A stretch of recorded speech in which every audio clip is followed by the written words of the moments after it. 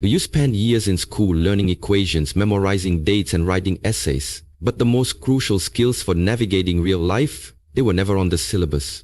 No teacher prepared you for the emotional battles, silent failures or mental resilience required to thrive in the real world. These are the skills that determine whether you survive or succeed. In this speech, Shi Heng Yi reveals the 7 vital life skills that school never taught you, but life demands every day. Master them, and you will master yourself.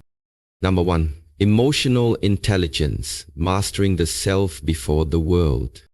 In this journey of life, you will discover that the greatest battle is not fought against the world. It is fought within yourself.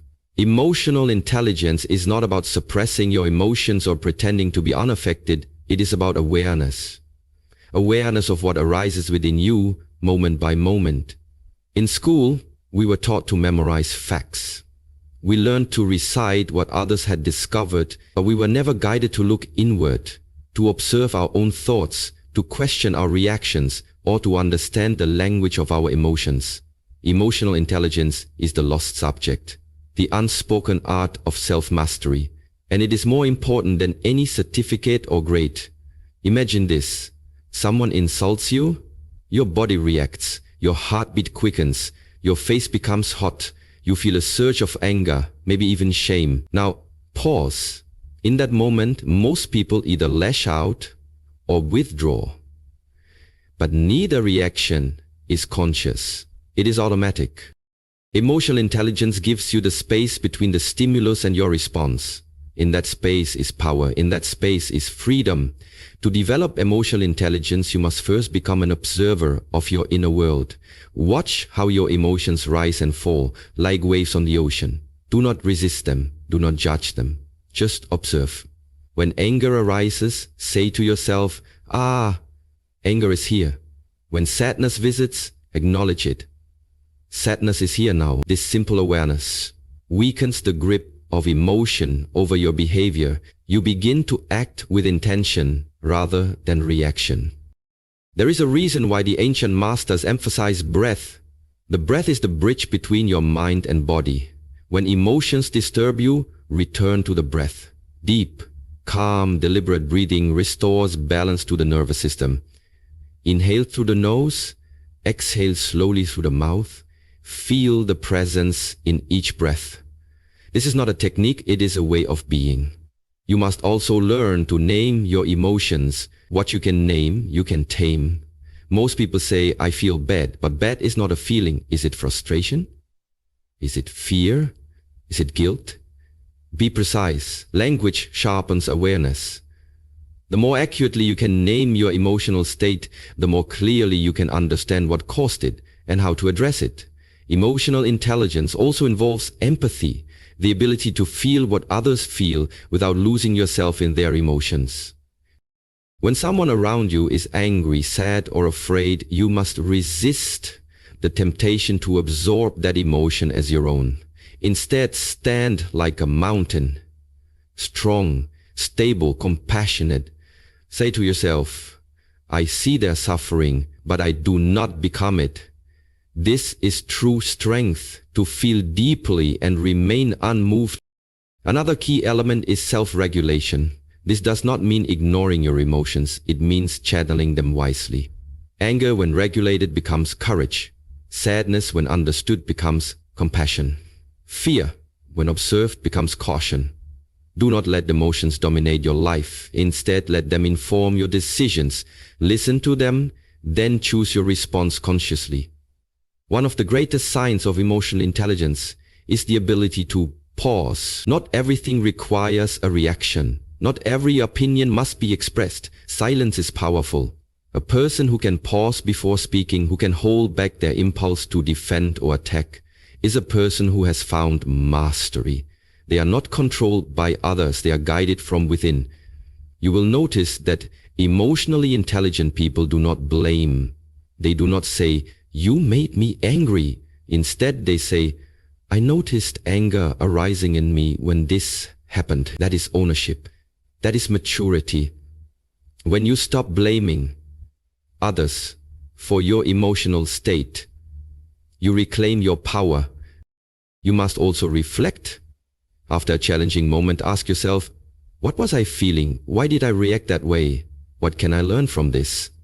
This simple habit of reflection turns every experience, pleasant or painful, into a step toward mastery. Emotional intelligence is not developed overnight.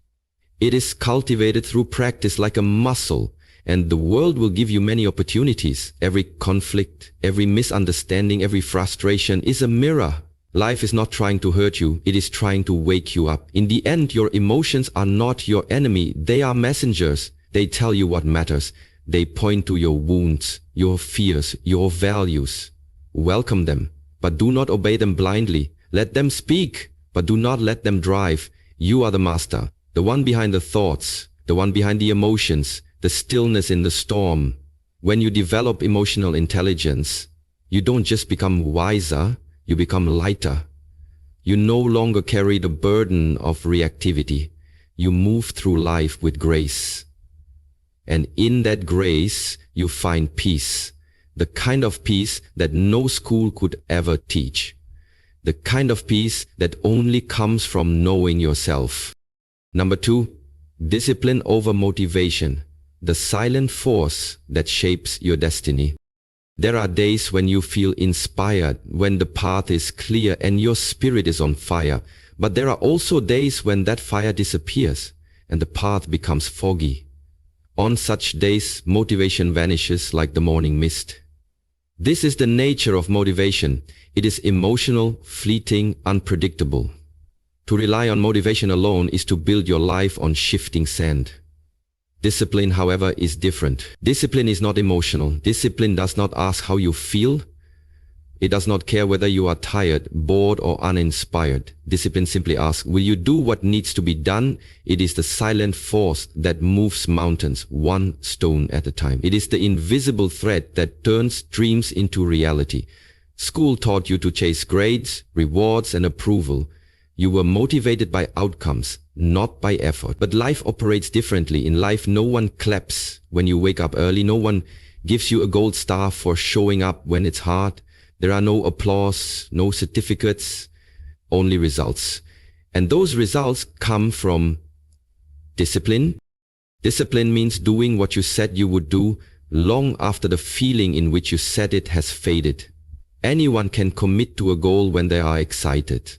But when fatigue arrives, when boredom knocks, when obstacles appear, most people quit. Discipline is what remains when all else falls away. Let me give you a simple truth. You will not always feel like it. And that is okay. Your mind will say, just rest today.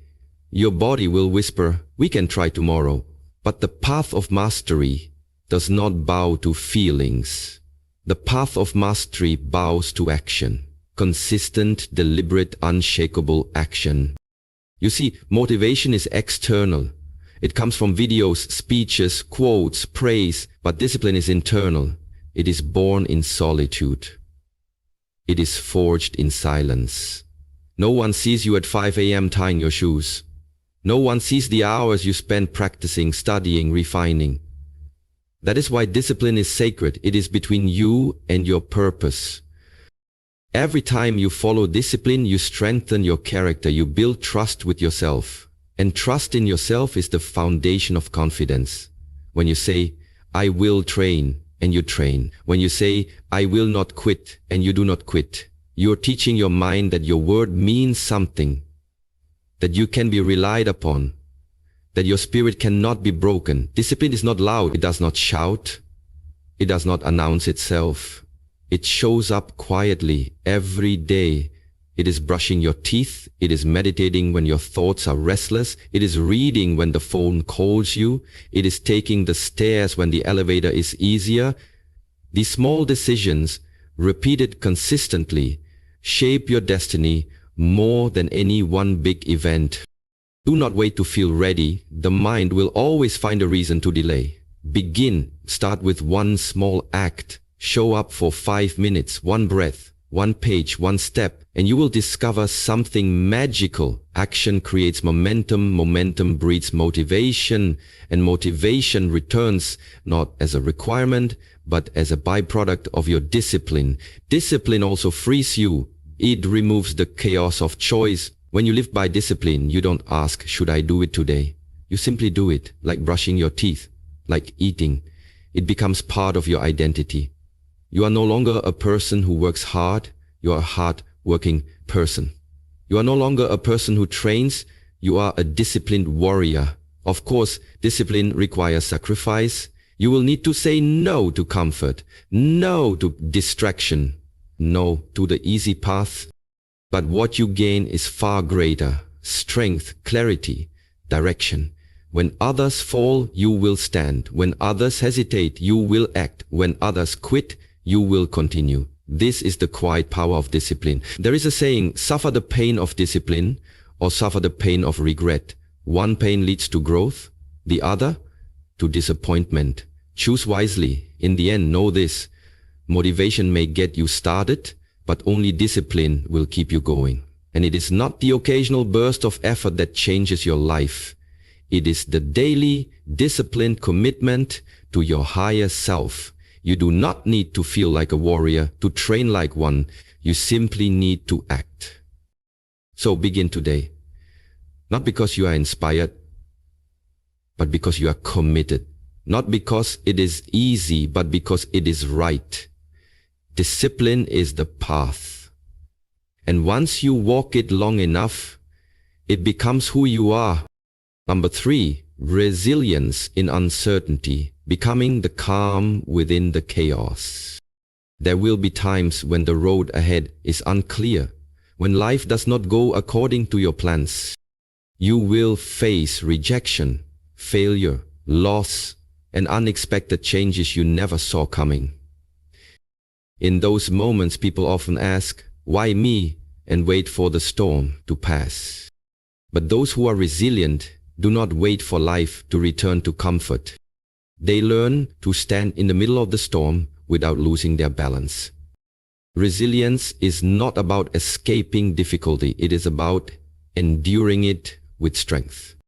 It is not resistance, nor is it avoidance. It is graceful adaptation. To be resilient is to bend but never break. Resilience is not something you're born with. It is something you build. Every setback, every disappointment, every painful lesson is training. Life tests you, not to punish you, but to prepare you for something greater. If you avoid hardship, you avoid growth. If you embrace it, you evolve. A strong tree does not grow in soft soil. It roots deeper during storms. Likewise, your strength is revealed when everything around you falls apart. Anyone can smile when life is easy. Resilience is smiling when it's not. That smile is not denial. It is inner power.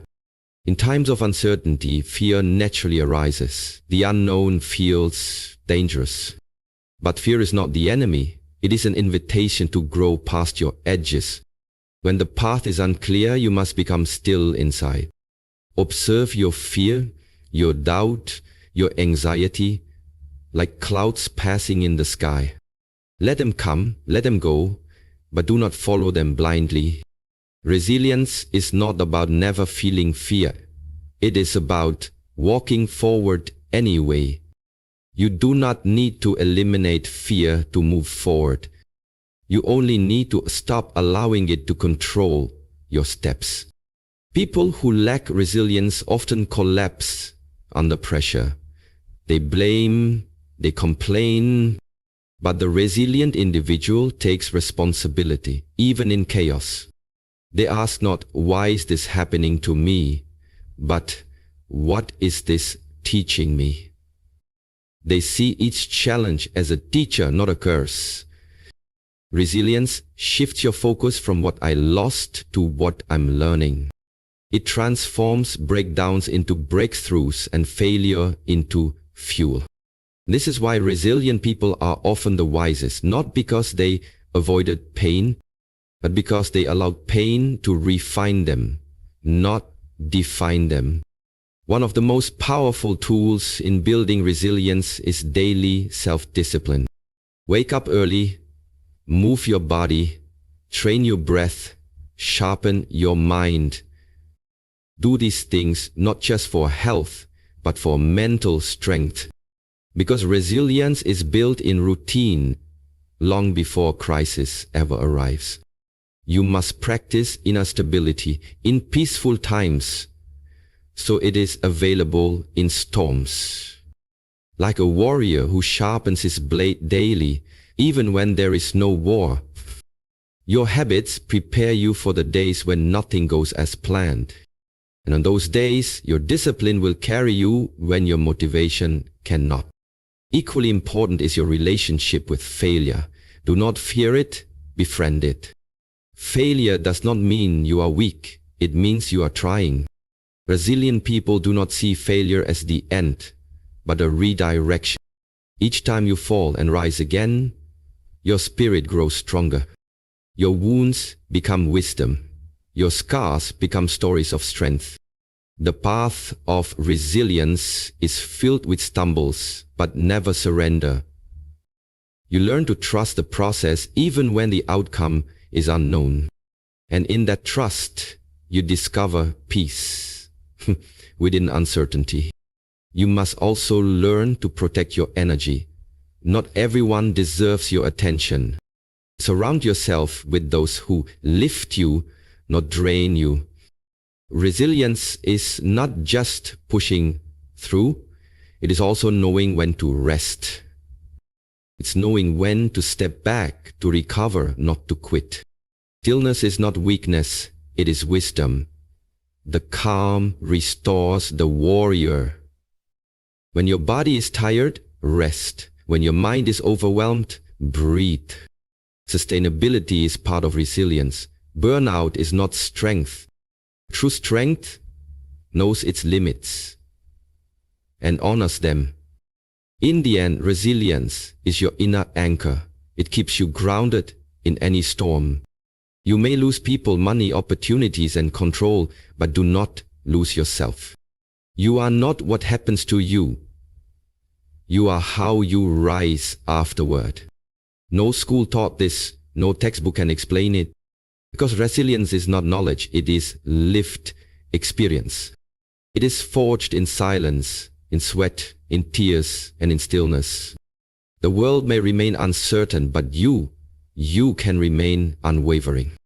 Not by avoiding difficulty, but by becoming unshakable within it. Number 4. Effective communication, the art of speaking with presence and listening with power. In this world, everyone speaks, but very few truly communicate. Most people talk only to respond, not to understand, and that is where disconnection begins. True communication does not come from the mouth, it begins in stillness, from a deep presence within. To communicate well, you must first learn to listen with your whole being, not just your ears. When you truly listen, without judgment or preparation to reply, people feel seen and safe. They open up, not because of your words, but because of your presence. Your silence can be more powerful than another's loudest voice, if it is rooted in deep awareness. This is why monks speak rarely. Because words mean little without the energy of understanding behind them. Most people believe that communication is about how well you speak, how loud your words sound.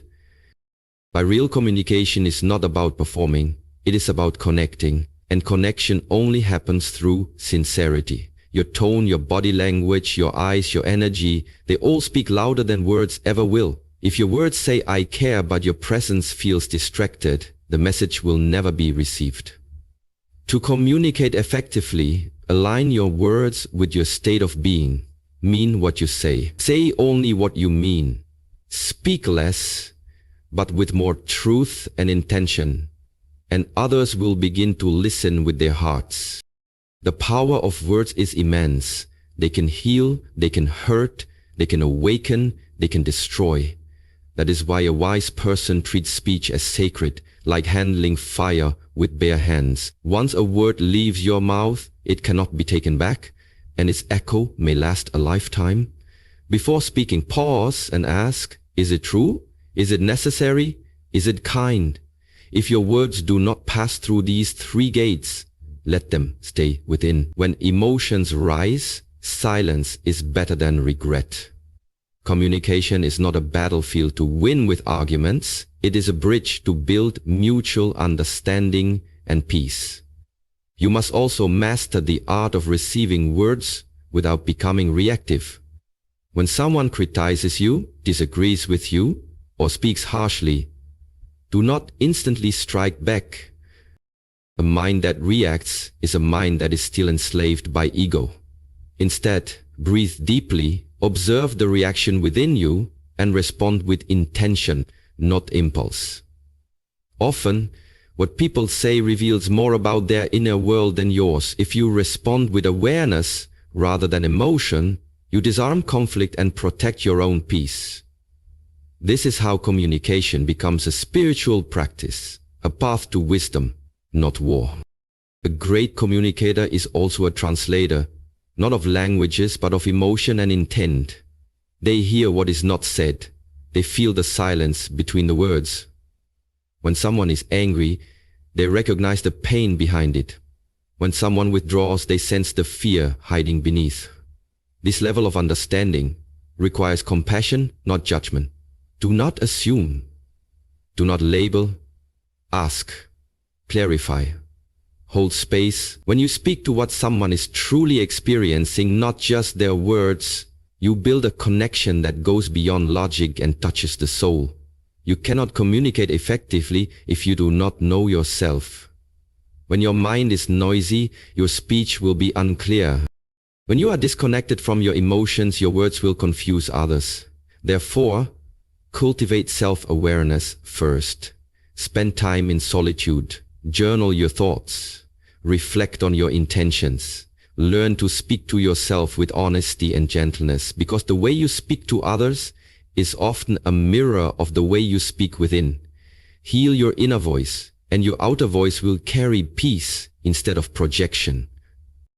Effective communication is not about being right. It's about being real.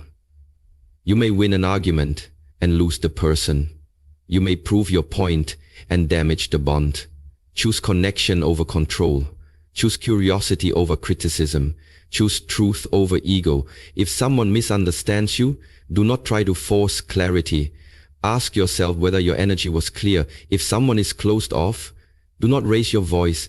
Lower your resistance. Be the one who brings light to dark conversations, not more fire to the flames. This is how you lead with wisdom, not just words.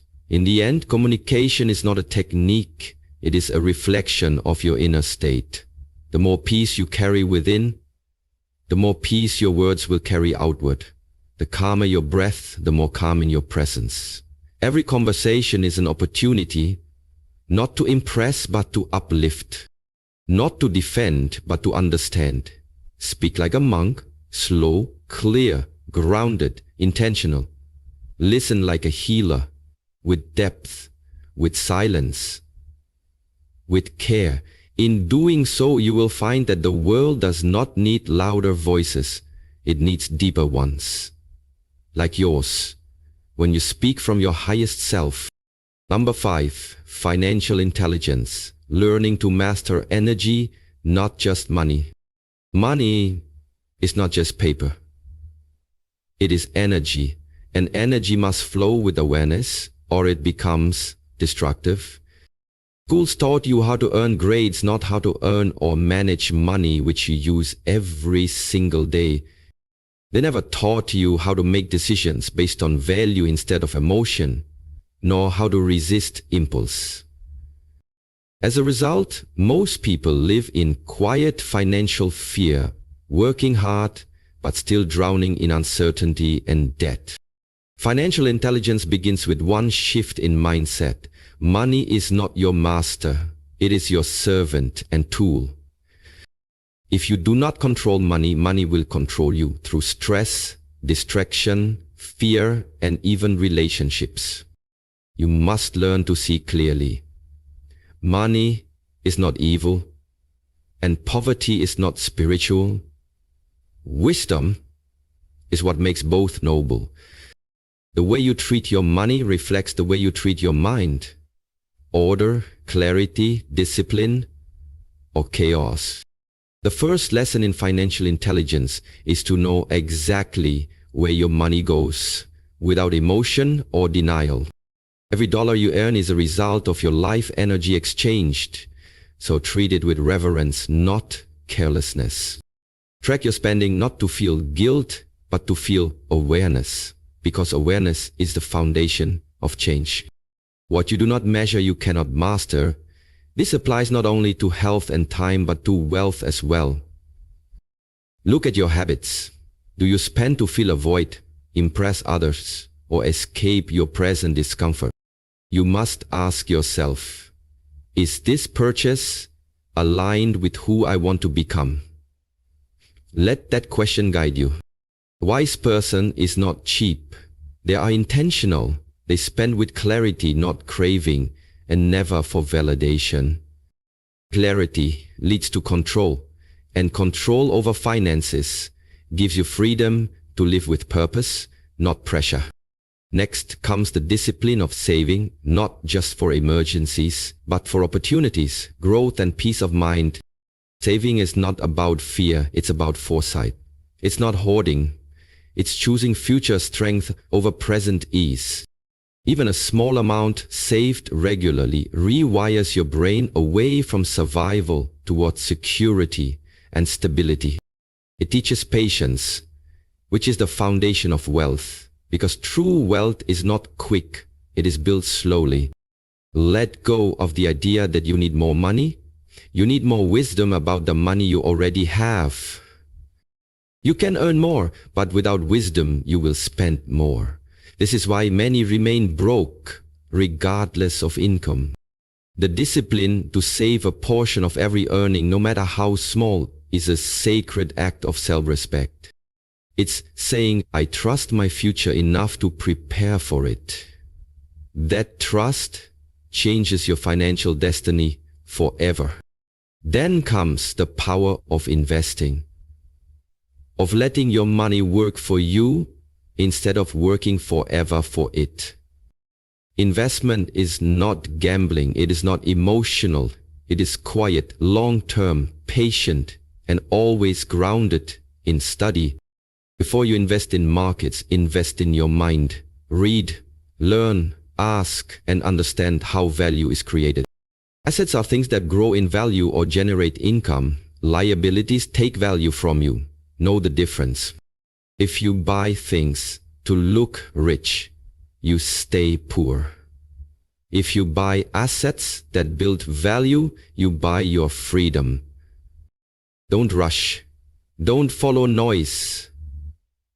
Wealth built quickly fades quickly. Slow, wise, consistent action wins every time. The goal is not to be rich only in numbers, it is to be free from financial fear forever and fully. And that freedom only comes when your money grows without stealing your peace, sleep, or soul. Also understand that generosity is part of financial intelligence. What you give comes back multiplied. Give not to be praised, but to be aligned with abundance, knowing you already have more than enough. But give wisely. Don't enable others' laziness or sacrifice your own future in the name of false virtue. Support those who grow, who try, who struggle with dignity, not those who waste without reflection.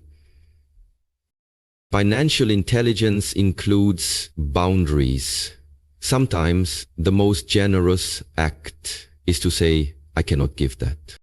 When you give with wisdom, money becomes a force of healing, not pride, guilt, or manipulation. Money that flows with awareness blesses both the giver and the receiver. It elevates energy, not ego. Remember, you are not the owner of wealth. You are its guardian. Use it with balance and it multiplies. In the end, financial intelligence is not taught in schools because it requires deep self-awareness. It's not about spreadsheets. It's about your habits, fears, beliefs, and level of discipline and clarity. A wise monk may own little, but live in total freedom. A rich man may own much, but live in fear of losing. Wealth is not how much you have, but how little you need to feel free, peaceful, and in control of your time. Make money, save money, grow money, but never worship money, or it will destroy your inner stillness. Let money serve your values, not silence your values. Let it enhance your life, not define your worth. You don't need more income, you need more insight. With it, even little becomes more than enough. And from that place, you walk in the world, not with greed, but with grace, power, and quiet abundance. Number 6, decision-making under pressure. Choosing with calm when the storm is loud. There will be moments when life demands a choice, and you have only seconds to decide. In these moments, pressure rises, time contracts, and the mind begins to spin with uncertainty. Most people panic, overthink, or freeze, not because the decision is impossible, but because their mind is untrained. Understand this, pressure does not create weakness, it only reveals the clarity or chaos already within. You cannot control the speed of life, but you can train yourself to remain calm inside its movement. Decision-making under pressure is not about being perfect, it's about being present and intentional. To choose wisely, you must learn to slow down your inner world when the outer world speeds up. This ability does not come from instinct. It comes from discipline, awareness, and deep trust in yourself. First, train your breath. When pressure arrives, your breath becomes shallow, your chest tightens, your mind races. But the one who controls their breath controls their mind, and the one who controls their mind controls their path. Breathe in slowly, hold, exhale fully. Do this 3 times before any major decision under stress. This is not weakness, it is mastery. A warrior does not act out of emotion, but out of strategy and calm. If your body is tense, your judgment is clouded. If your mind is noisy, wisdom cannot speak. Before reacting, ask, am I responding from fear or from clarity? That one question changes everything. Wise choices are not made in haste. They are born in the still space between reaction and response. Pressure loses its grip the moment you choose presence over panic. You must also learn the difference between urgency and importance. Many confuse the two and suffer deeply. Not everything that feels urgent is truly important, and not everything important arrives with urgency. Emotional pressure often disguises itself as logic, so pause and ask, what outcome matters most right now? Let that outcome be your compass. Let your values, not your emotions, guide your decision in the moment. If you choose based only on fear of loss, you often lose yourself in the process. If you choose based on alignment with your highest truth, you gain peace regardless of result. The storm may continue, but inside you remain unmoved because your choice came from your center. This is true freedom, to choose without being controlled by the noise around you. Decisions made under pressure require internal reference, not external approval. Learn to trust your own voice. You will not always have time to ask others, weigh every option, or calculate every outcome. Say now, to connect with your intuition, the quiet knowing that arises beyond thought and emotion. Intuition is not guessing, it is the result of experience, awareness, and inner clarity over time. Listen to it, respect it, but do not confuse fear with intuition. They feel different in the body. Fear is loud, fast, tight. Intuition is calm, steady, deep. One shrinks your world, the other guides it. The more you honor your inner voice, the clearer and louder it becomes, even under pressure, and one day, it will save you from decisions that look good on the surface, but destroy you within. Prepare yourself before pressure ever arrives. That is the way of the warrior. Reflect often on your principles, your purpose, your priorities. Know them so deeply they become reflex. Then when the moment comes, you will not need to search. You will already know where you stand. Like a martial artist who trains daily, your decision-making becomes sharp, fast, and calm.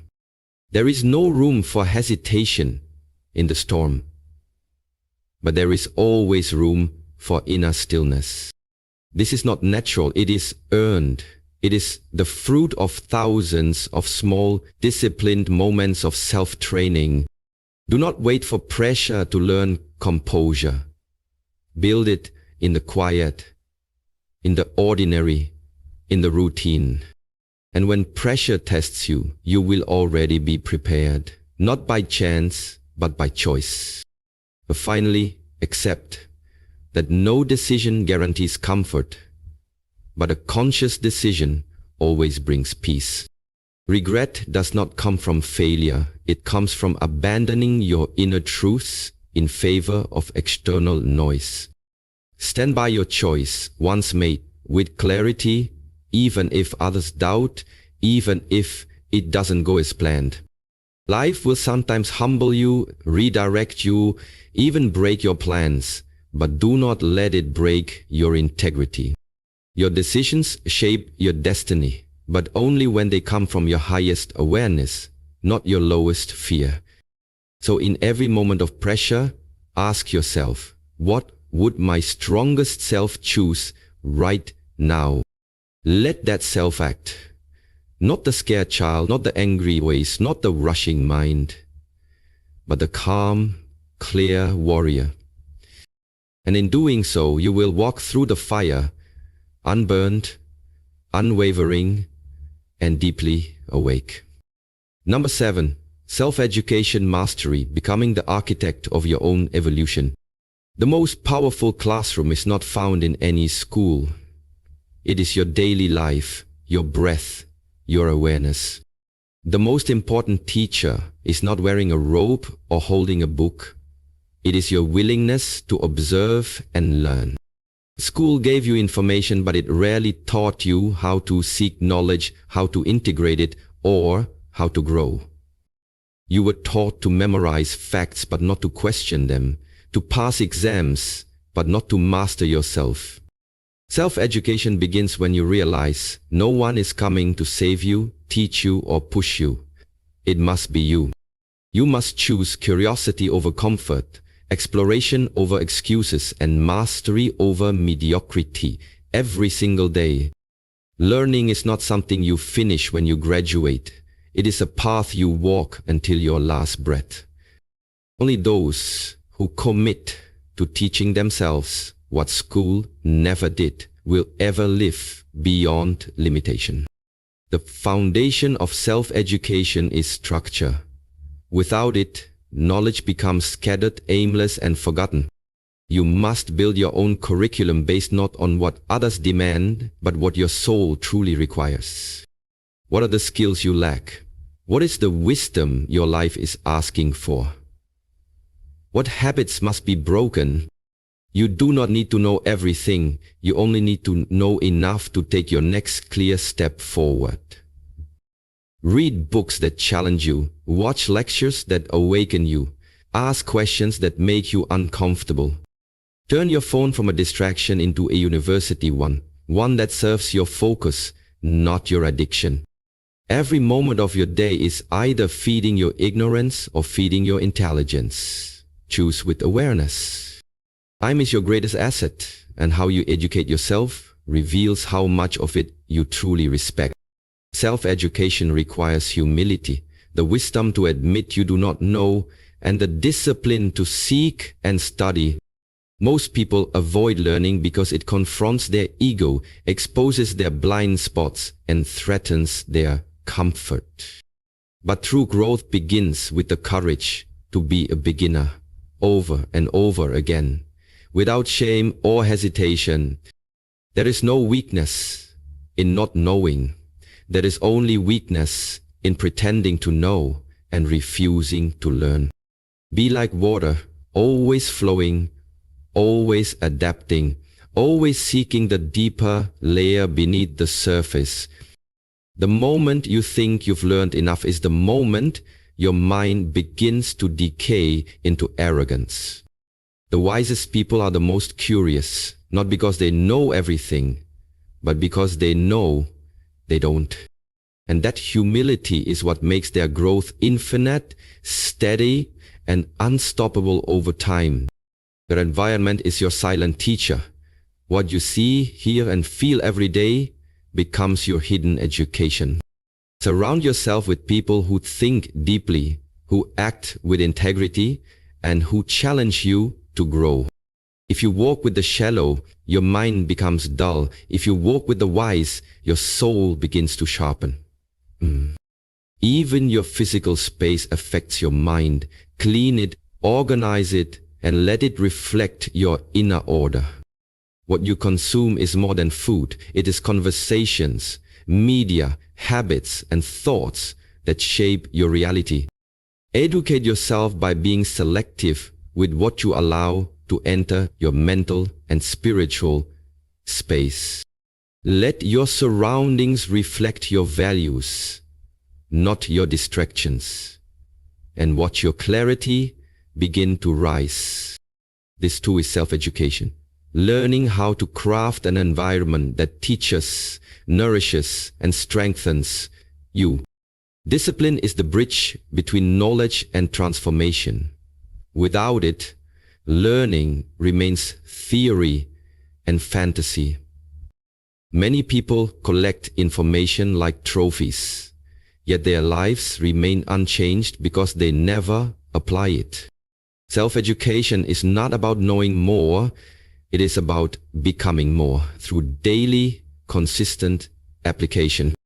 Every time you act on what you've learned, that knowledge becomes alive inside you and never leaves.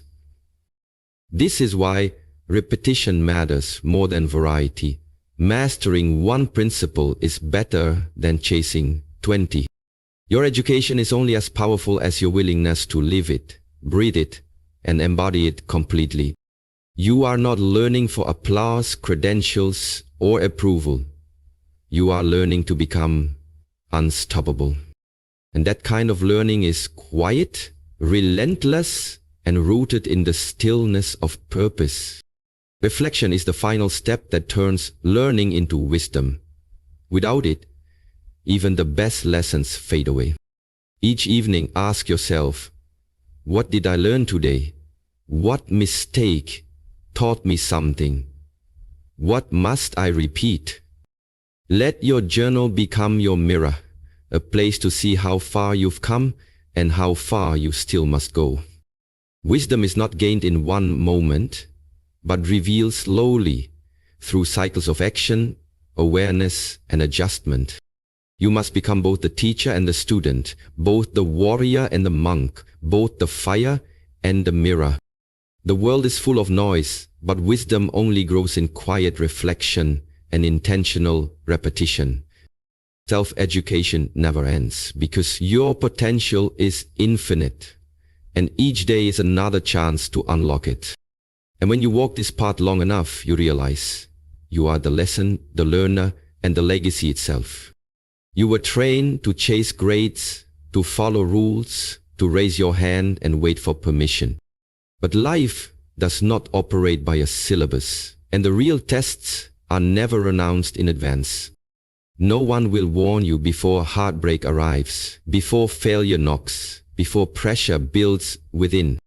And in those moments, it won't be your report cards that save you. It will be your self-mastery, emotional intelligence to calm the storm inside, discipline to act when you don't feel ready, resilience to stand when life tries to break you, communication to build bridges in the dark, financial wisdom to move with freedom, decision-making when chaos demands clarity, and above all, the power to teach yourself every day what life is asking you to become. These are the true subjects, the invisible curriculum that no school prepared you for. They are not learned through lectures, but through choices, reflection, practice, and awareness. They do not give you certificates, but they will give you character, strength, and real freedom. And though no teacher stands at the front of this classroom, life itself will teach you everything. It will test you not to punish you, but to prepare you, not to break you, but to build you, but only if you show up. Not with memorized answers, but with open eyes and steady breath. You must become your own guide, your own mentor, your own warrior of silent success. Because the world will not wait for you to be ready. It will only respond to your readiness. So step into this path, not as a student seeking praise, but as a seeker embracing truth. Walk each day as if your actions are the lecture, your thoughts the examination, your life the lesson. Let presence replace panic. Let practice replace perfection. Let clarity replace confusion. You will stumble, yes. You will forget, fall, and question your path, but rise anyway. Because greatness was never meant to be gifted to you. It was meant to be forged by you. And what you build through daily mastery can never be taken away. Not by time, not by failure, not by fate. These skills are not optional. They are essential. They are your silent armor in a noisy world. And once you own them, you no longer chase success. You simply become someone who cannot be stopped. You are not behind. You are not late. You are not broken because school did not teach you these things. You are only now awakening to the truth that the deepest education is self-education, rooted in inner peace. The journey is not about becoming someone else. It is about returning to who you were before the noise, before doubt entered, before comparison began, before you believed you were not already enough. Each skill you learn now is not to fix you, it is to free you from the limitations you inherited. So walk with intention, speak with clarity, choose with wisdom, breathe with discipline. Let your life be your message, your stillness be your strength, and your journey be your teacher. Because now, you no longer learn for school, you learn for life. And that changes everything.